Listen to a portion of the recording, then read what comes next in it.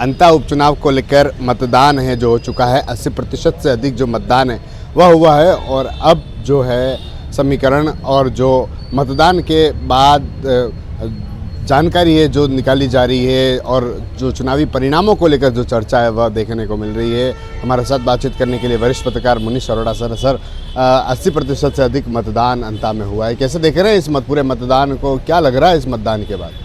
देखिए, अंता में जो चुनाव हुआ है वो 80.34% का जो आया है, उसमें 78 के करीब महिलाओं ने दिया और 82 के आसपास जेंट्स ने दिया है, पुरुषों ने दिया है। तो लगभग वैसा ही ट्रेंड है जो पुराना रहा है, क्योंकि जब इससे पहले का था उस समय भी जब हुआ था तो इसके से ऊपर गया था, बल्कि इससे नीचे नहीं था। तो जब ये चुनाव हो चुका है, मगर ये बात है कि अब की बार काफ़ी गर्म चुनाव है। नरेश मीणा के रहने से भारतीय जनता पार्टी की तरफ से मोरपाल सुमन जो आए हैं वो अब क्या गुल खिलाते हैं वो देखने वाली बात है, क्योंकि वसुंधरा लास्ट मोमेंट पे उतरी तो हैं, पहले न उतर के बाद में उतरी, और उन्होंने वही जो नरेश का इक्का था कि प्रमोजन भाया बाहर का आदमी है, उसका जवाब उन्होंने कहा कि ये तो लोकल है। तो इसका मतलब कांग्रेस का ऊपर भी अटैक किया उन्होंने, वसुंधरा ने। और जो अशोक गहलोत वहाँ जाके आया और उन्होंने जो बात कही वो सबसे इंटरेस्टिंग थी कि नरेश किसके हाथों में खेल रहे हैं। तो वो जो बात है वो एक मैसेज था जिसका इम्पैक्ट रहेगा नरेश के खिलाफ। मगर चुनाव तो चुनाव है। अब जबकि कल चुनाव हो चुके हैं, सबसे बड़ी चाल नरेश ने खेली शामली के गांव के अंदर, जहां वो धरने पे बैठा। हालांकि वहाँ एक ही वोट पड़ा, मगर उसका जो मैसेज था ना वो बहुत दूरगामी था। शामली में सोशल मीडिया के द्वारा उसने जो मैसेज पूरे विधानसभा क्षेत्र में कहलवाया कि देखिए राज्य सरकार इनकी रही, मुख्यमंत्री रही, वसुंधरा खुद थी, तो भी काम नहीं हुए यहाँ पे।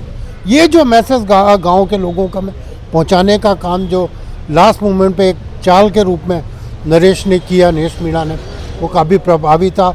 और कल शायद आप ही ने करोड़ी से पूछा था कि आप वहाँ क्यों नहीं गए, तो आपको उन्होंने ये जवाब दिया था कि वहाँ वसुंधरा हैं। जिस तरह से उन्होंने जिस भाषा में आपको जवाब दिया था उसका अर्थ साफ था पर्दे के पीछे काम किया उन्होंने। पर्दे के पीछे कोई काम नहीं होता।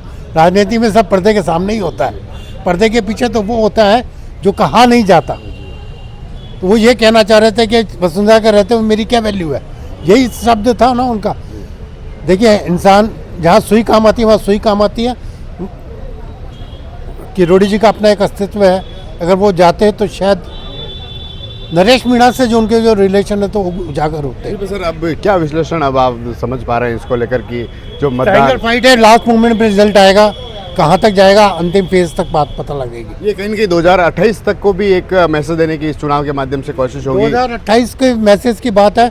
अगर ये नरेश मीणा वहाँ जीतता है तो जरूर 2028 के लिए सोचा जा सकता है कि जो हनुमान बेनीपाल है, आप पार्टी है, शायद आप ही के चैनल पे कल डिबेट में ये बात आई थी, आपके जो प्रवक्ता थे वो भी साथ में थे, तब ये बात निकल के आई थी। आप सोच रही है कि 2028 के इलेक्शन में इस तरह के जो लोग हैं उनको आगे लाया जाए, मगर क्या वो लोग अपने अपने निजी स्वार्थों से आगे आएंगे? कल भी मैंने ये कहा था और आज भी कह रहा हूँ, जब बासपा आई थी 6 विधायकों के साथ, तो एक अच्छी उम्मीद थी कि एक थर्ड फंड यहाँ बनेगा, मगर थर्ड फंड बना नहीं, क्योंकि कांग्रेस ने उसका पूरा सपोर्ट ले लिया। कांग्रेस अल्पमत में थी, उसकी वजह से पूर्ण बहुमत में आई। तो ये जितनी फोर्सेस हैं राजस्थान में, थर्ड फोर्स की संभावना है, इसे मना नहीं किया जा सकता। मगर थर्ड फोर्स तभी प्रभावी होगी जब ये लोग यूनाइटेड रह सके। उसमें आप है, बसपा है, सपा है, जो ओवैसी हैं, ये सब लोग कितना इकट्ठे होते हैं, सीपीआई, सीपीआईएम, ये जितने जो दल हैं, ये क्या एक मंच पर आने के लिए सहमत होंगे? अगर ये सहमत हो जाते, अपने निजी स्वार्थों से आते हैं, तो नरेश मीणा एक ताकत दे सकता है अगर जीतता है तो। कांग्रेस अगर तीसरे नंबर पर चली जाती है तो फिर आगे बड़ा नुकसान उनको हो सकता है। कांग्रेस के थर्ड पे जाने, सेकंड पे, उससे कोई फर्क पड़ता क्या? राज्य की राजनीति तो वैसे ही चलेगी। सचिन पायलट और अशोक गहलोत की जो लड़ाई है उससे कोई सबक तो कांग्रेस ले नहीं रही। अगर ले रही होती तो ये बात नहीं आती। तो ये थे मुनीश अरोड़ा सर, जिनसे हमने जाना क्या विश्लेषण इनका है, ये क्या सोच रहे हैं, क्योंकि कांटे की टक्कर है जो अंता में मानी जा रही है, चुनाव है जो हो चुका है और अब इनके विश्लेषण है जो जिनके दौर है जो देखने को मिल रहे हैं, चर्चाओं के दौर है जो इस अंता को लेकर देखने को मिल रहे हैं। TV9 के लिए राजेश डांगी।